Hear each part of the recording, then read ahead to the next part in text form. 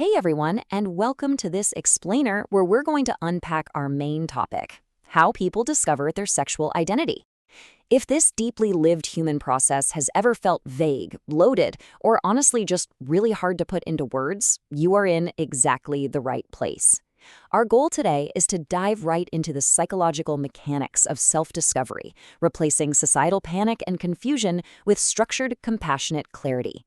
So grab a mental seat because we're going to transform how we understand ourselves and the people around us.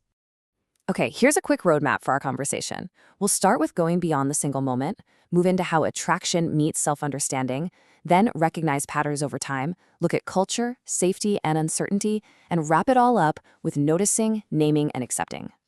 Section 1. Beyond the single moment. So what is sexual identity, really? We've been deeply conditioned by Hollywood movies where a character stares into a mirror, dramatic music swells, and bam, they have this sudden, perfectly formed epiphany. We completely expect identity discovery to be a light bulb flicking on where we instantly find a simple label that explains our entire existence. But we have to pause and ask ourselves, what's actually happening beneath the surface of human psychology? Real life? Yeah, it really comes with a swelling soundtrack. Identity is almost never discovered in a straight line. Treating it like a simple, immediate label completely ignores the messy, beautiful reality of the human process. Imagine trying to find your way through a sprawling, older neighborhood without GPS or a perfectly lit signboard. You don't instantly understand the whole area just by driving down one street, right? Instead, you start noticing landmarks. You recognize specific turns. You find places that feel familiar over multiple trips.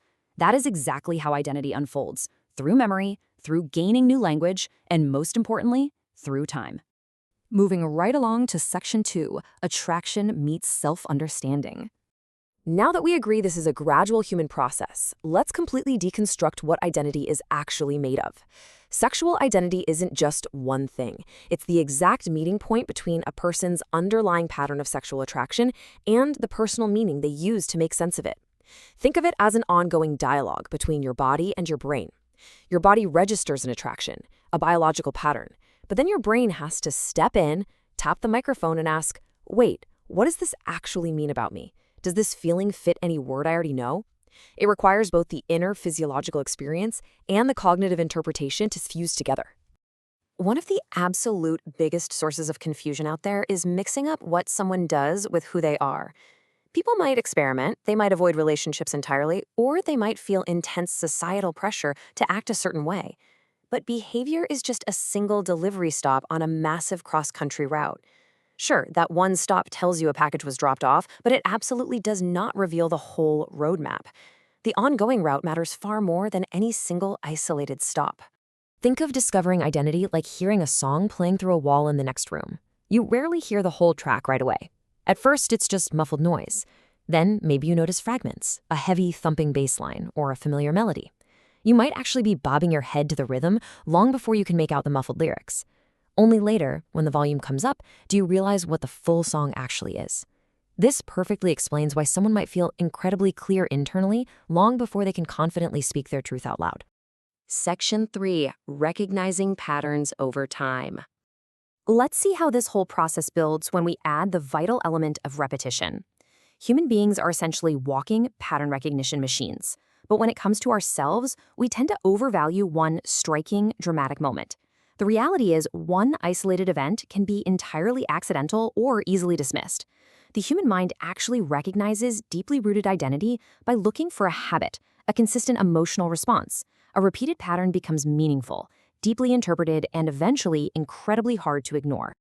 I thought it was just curiosity. It made sense only after it happened again and again.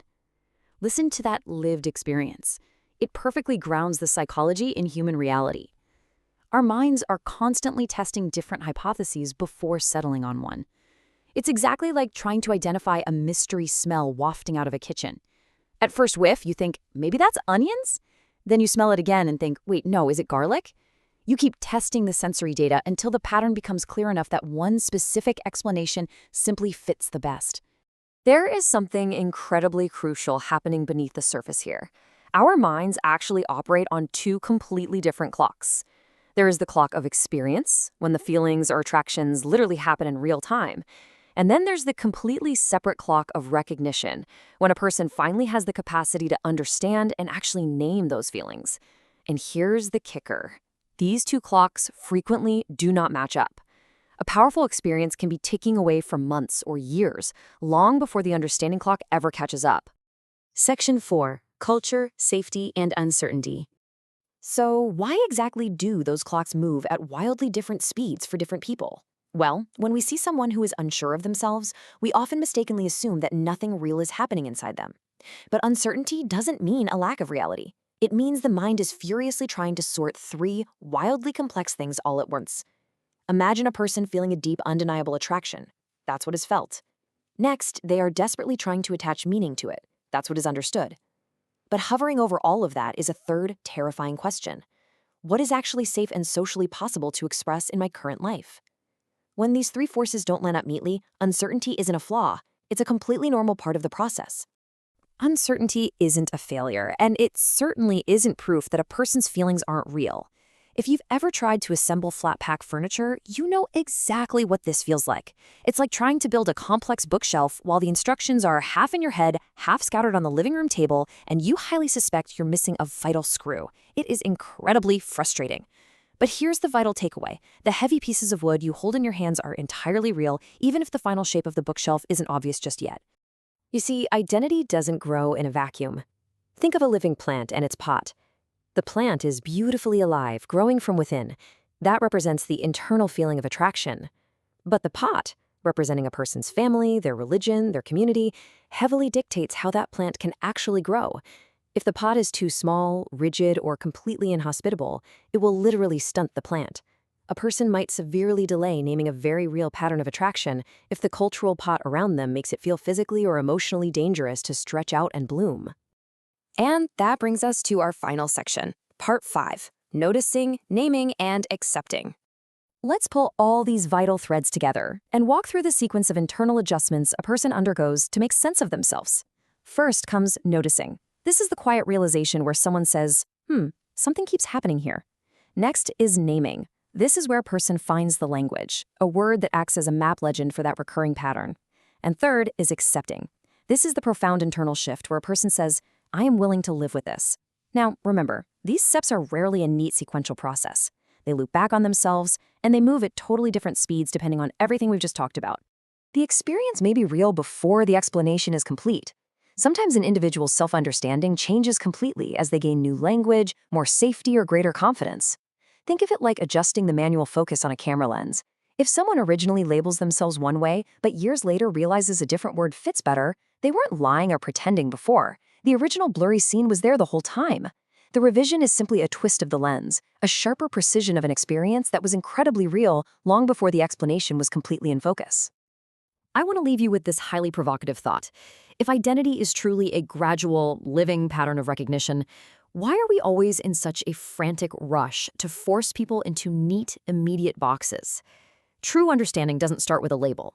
It starts with fiercely respecting the deeply personal, messy, and beautiful timeline by which someone comes to know themselves. So I challenge you, the next time someone shares a piece of their journey with you, will you rush them to find the finish line, or will you give them the space and grace to build their own map?